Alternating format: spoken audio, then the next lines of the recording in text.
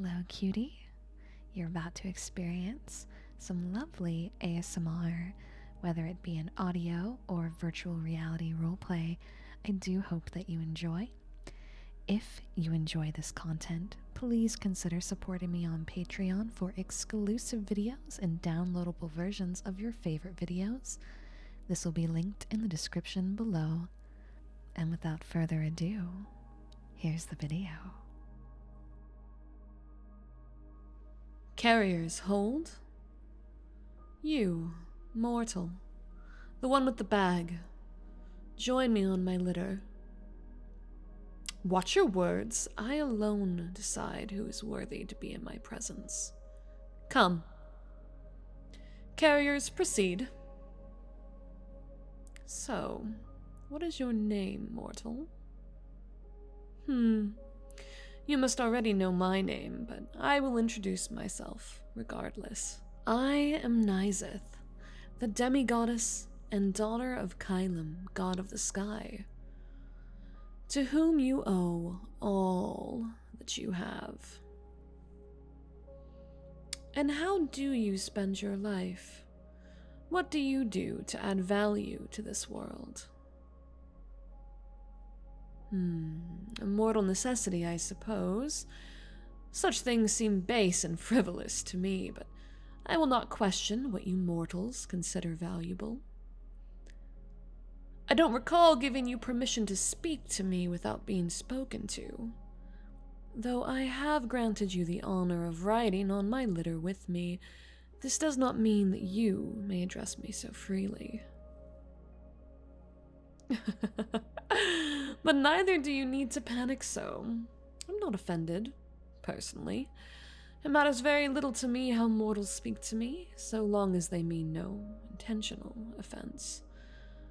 But not all demigods are as patient as I am. I merely offer you advice for your own benefit. Though in a small village like this, I imagine you never lay eyes on another demigod. Ultimately, your question is reasonable, mortal, though you asked it out of turn. I will tell you why I had you join me, but first, I have more questions for you. What are your thoughts about life in this village? Do you have enough food? Do you struggle at all with the beasts or bandits? I see. Demigods do not directly manage the affairs of mortals, of course. We are meant to be worshipped. We leave such things to other mortals, but mortal leaders are, well, mortal. I'd like to check in and inform your leaders about what they're neglecting.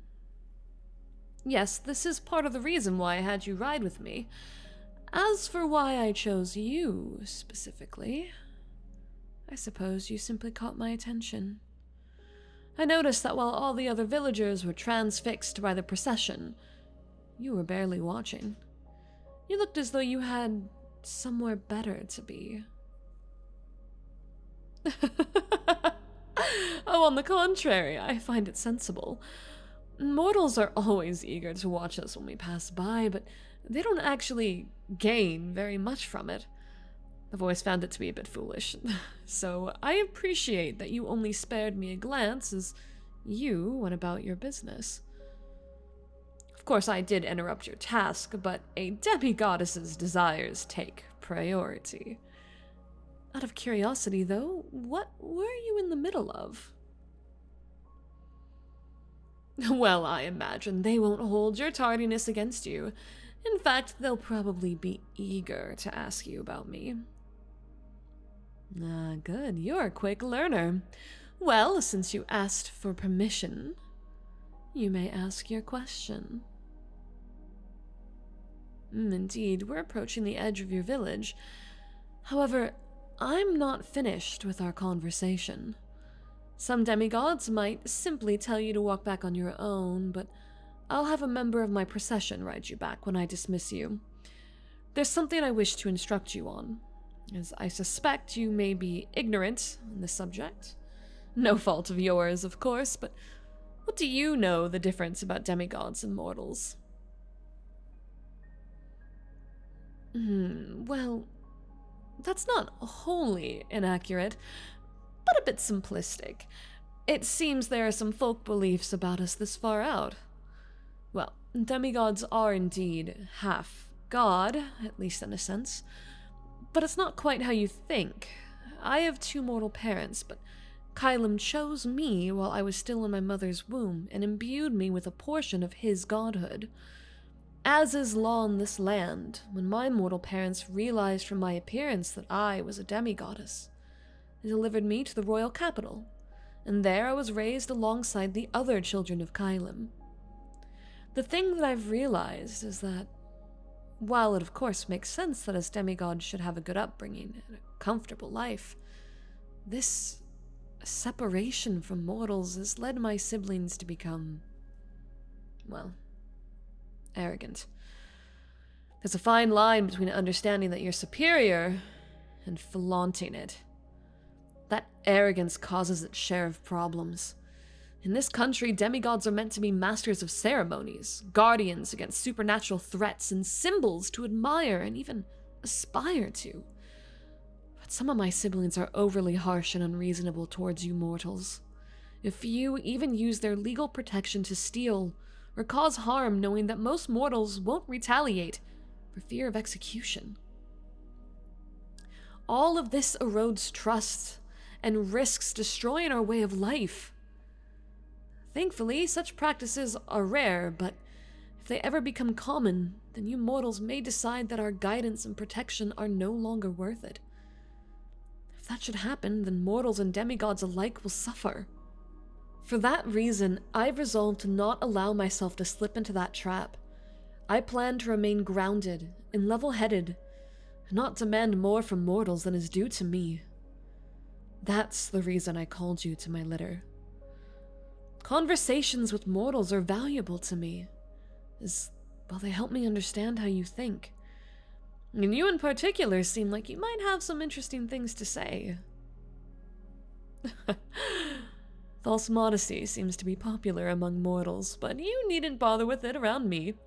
If I say you have things worth saying, then you should simply agree with my judgment.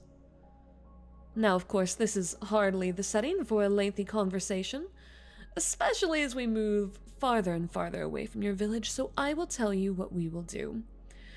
When we're finished here, one of my servants will take you back to the village, as I said. They will remain in the village while you make any and all preparations necessary for an extended vacation. And when you are ready, they will take you to my palace. While you are staying at my palace, all of your needs will be accommodated for. Your only obligation is to come when I call you. I will ask questions about any subject I want your opinion on, and you simply need to answer honestly. Yes, that's all.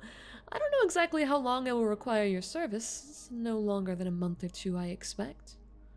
Yes, it is very sudden, I realize, but there should be no obstacles preventing you from coming. The command of a demigoddess is absolute, and my servant will dispel any doubts others may have. No one would dream of standing in your way, and at the end of your stay, you will be provided with compensation to make up for the interruption to your life.